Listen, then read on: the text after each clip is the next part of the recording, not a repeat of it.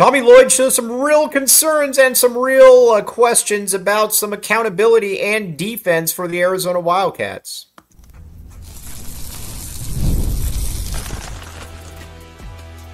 You are Locked On Wildcats, your daily podcast on the Arizona Wildcats. Part of the Locked On Podcast Network, your team every day. Thanks for keeping it locked on, Wildcats, and making this your first listen of the day. All right, Arizona loses to Oklahoma, and I think there are some real questions to be had. I like Tommy Lloyd a great deal. I think he's done a good job here as the Arizona coach, but there are obviously questions here, and I think the first one really revolves around his defense and what his strategy is for three-point defense. This has been an issue that has pretty much gone on his entire career here at Arizona. In the past, they've been able to make up for it. Right now, they certainly have not been able to. And the thing that it just doesn't make any sense is his strategy is to clearly give up open three-point shots. And that doesn't work. Listen, and that's clearly a strategy because on pick and rolls, they always go well under. They don't rotate.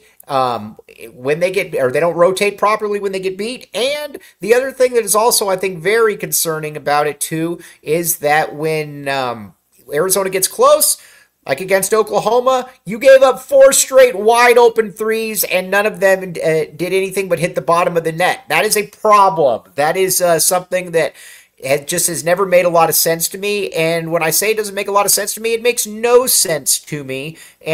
But that's obviously a strategy at this point. I don't really buy into, well, the personnel isn't necessarily there, all of that stuff. But I think the thing that is very, very interesting about all of this as well is that with him, he's not a dumb guy. He's clearly a smart man, but this is definitely something that is an issue. And even when Arizona wins games, it's generally because the other team just missed three-point shots. Look, against Davidson, it's not like Arizona played good defense and their good perimeter defense in that game. They just gave up. Davidson just missed shots. And against Oklahoma, they only shot 41%. But the problem is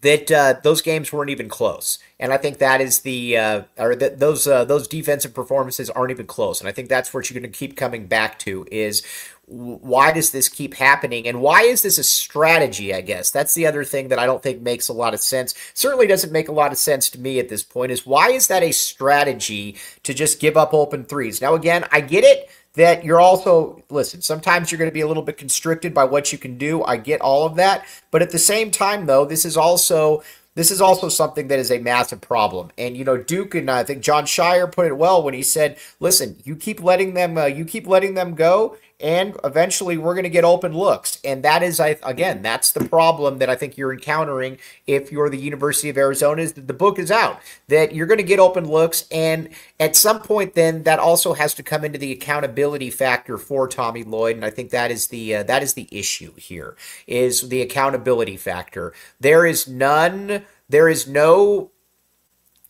players generally, listen, if let's just use the technicals, for example. KJ Lewis can't get that technical. And this is the second technical he's got this year that was just stupid. You can't have that. And people say, well, Lloyd benched him. He only benched him because he got his fourth, or it was only his fourth foul. It was his fourth foul. He had to bench him. But the fact that that's even occurring, that would even happen again, and it kind of brings me back to the Kylan Boswell thing, where it's like Kylan Boswell was essentially just allowed to do whatever he wanted when he was here. He didn't have to work hard. He was out partying. He was out doing whatever. And that came back and that showed. And again, that's more of the lack of accountability that I think plays in here. Now, again, need to be very clear. I like Tommy Lloyd. I think Tommy Lloyd's a good coach. I'm happy that he's here. But there's also, I think, some questions that you're starting to see, and a big part of that is the defensive philosophy, obviously, of just giving up wide open three-point shots. That doesn't make any sense to me. That will never make any sense to me. And against any good team, you're playing with fire. Again, you got right back into that game against Oklahoma. You gave up 4 wide open threes, and that was that. It was toast. And then again, the accountability thing that I want to keep coming back to is that Carter Bryant comes into the game, and then Carter Bryant is basically taken out, and Carter Bryant is basically taken out of the game, and because, his confidence is there, whatever. But then you'll see guys that are just kind of getting bullied around. I mean, listen, I liked Trey Townsend. I might take the L on Trey Townsend, but Trey Townsend was terrible in that game. He was getting pushed around. And I think the big thing that was surprising for me was the rebounding aspect. I thought Trey Townsend was going to be a lot better rebounder than he is. He gives up all kinds of offensive rebounds. He's just not been very good. But his minutes have to stay in play, while Carter Bryant can only get 4 here, 4 there, whatever the case may be. But that's kind of been the case. I mean, you look at it last year, Jaden Bradley was a better basketball player than Kylan Boswell was, but Kylan Boswell was always going to play a certain amount of minutes. When you have players that know no matter what, they are going to play a certain amount of minutes, that's just, it doesn't really breed any form of competition. So there's that. Now, a couple things that I have to say. He can't, and it kind of fits right into the team. Defensively, he's not what you're hoping for. But ADO offensively is not bad. He can shoot the 3. He can get to the bucket a little bit. He's got the floater. ADO's not bad. The problem is that defensively he's awful. But I also don't necessarily buy into the whole thing, well, you can't play him because he's so bad defensively. But because this team isn't very good defensively, but at least he's bringing something offensively. So that part doesn't make a ton of sense to me. That's been obviously a little bit of a bright spot, but overall, it was just a very dispiriting performance. We're going to talk about that and what's next, but first, FanDuel, check it out. FanDuel, my friends, FanDuel. The great thing about FanDuel is this. You can put down $5 if you're a new customer, and if that hits, you get $150 in free plays. That simple, that easy. Check it out at FanDuel. The great thing, too, about FanDuel is you know that everything is very, very, very good, and you know your money is good. That is the other thing about it. You put down that $5, you get $150 in free plays. Again, check it out. And I think the great thing about this is with FanDuel, you also know that, again, your money is good. And again, I think we're kind of in the day and age where at some point we're in the day and age where you have to basically, you put it in there and it's a lot of fun. So again, check it out. FanDuel, again, you know your money's good. Hop in there, FanDuel. All right, now let's get back to this game though here for a little bit. Now, the great thing about FanDuel also, and this team, hiding that there. All right, now with Arizona now moving forward, with this, you got to check it out. I think the thing that you've also got to understand though too is that with Arizona, now you got West Virginia. What does that mean? West Virginia is a team that can bomb threes, and if Arizona does not take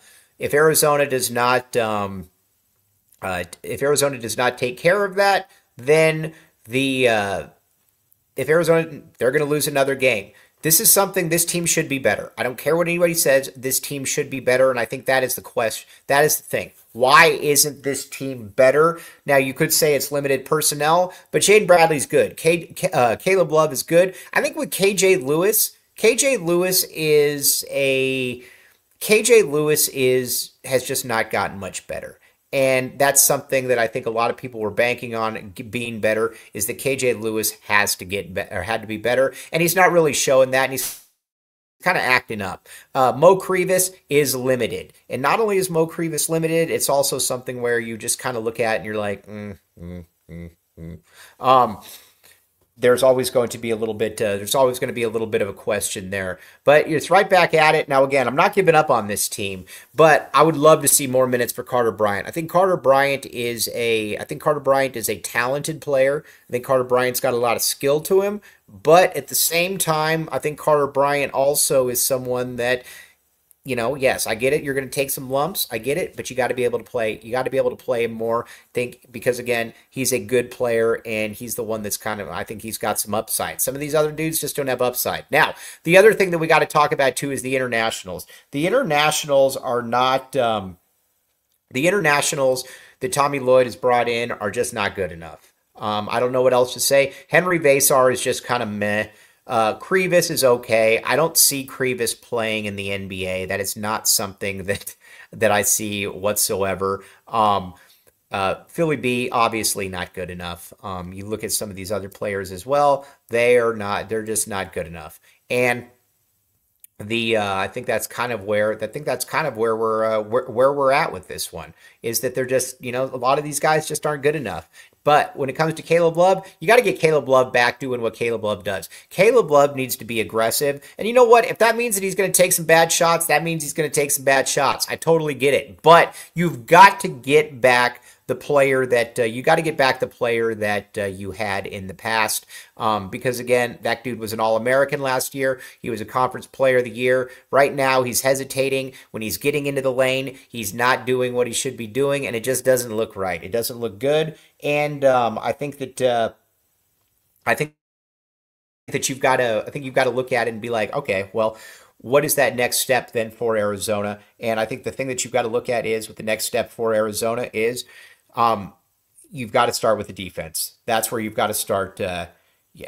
You've got to start there. You've got to start with the defense. And that is something that it's just got to be better, because if you're not going to have a great offensive team this year, you got to be a little bit better on the other side. And that just has not been the case. Now we're going to preview West Virginia here in just a second.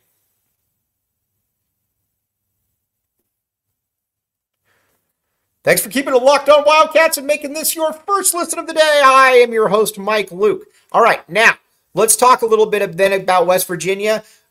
If you're Arizona, I'd love to just see Arizona come out and smash West Virginia, because you look at the rest of Arizona's schedule and it is very doable as far as you look at the rest of it. And I think that you can win. You can win in the conference, and you can.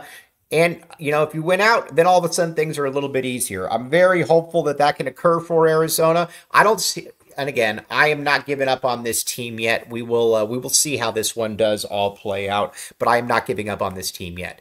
But there are some very big question marks, and we're going to find out Tommy Lloyd's ability to be able to adapt as well. Now, I will say this: if Tommy Lloyd were to hit the open market as a coach, you know that he would hit the. Not only would he hit the open market as a coach, he would be in demand immediately. So you've got to look at that and you've got to say, okay, that's obviously part of this. Now, I think another big thing that we also need to talk about too is who can get better here. And KJ Lewis has got to be better. KJ Lewis has a world of talent. He's athletic, but again, it almost looks like he's in his own head. I'm fine with him in the backup point guard role, but if you're going to, it's one of those things, like I always say, if you're going to talk, you have to be better. And so far he's not been, wanting and stuff like that.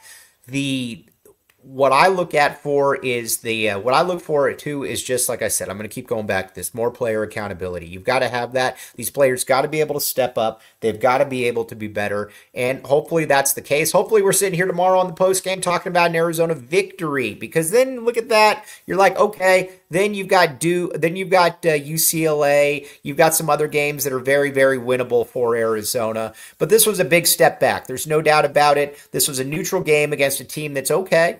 Not bad, but not great either. And Arizona just got out hustled. And, at the end of the day, that's on the coach. You've got to put out players that want to be out there. And I think the other thing, too, is that not only do they have to be out there, they have to be able to be the ones that are, if you got players that are not playing well, you got to be able to put them on the bench. And that obviously has not been a Tommy Lloyd thing. We will see how this does play out. But again, at the end of the day, I always tell people this is the life we chose. This is the life we chose. We will see how this all does play. We will see how this all does play out. But again, with Arizona, I think just a very dispirited performance. And again, the Davidson game, it was cool that They beat Davidson, but Davidson also just missed a lot of wide open threes, and I think that's going to be a problem for Arizona if you continue to do that. But on that note, though, post-game show, very much appreciate you all. You have been listening to Locked On Wildcats. We will be back with you tomorrow on the post-game show. Toodles, TTFN.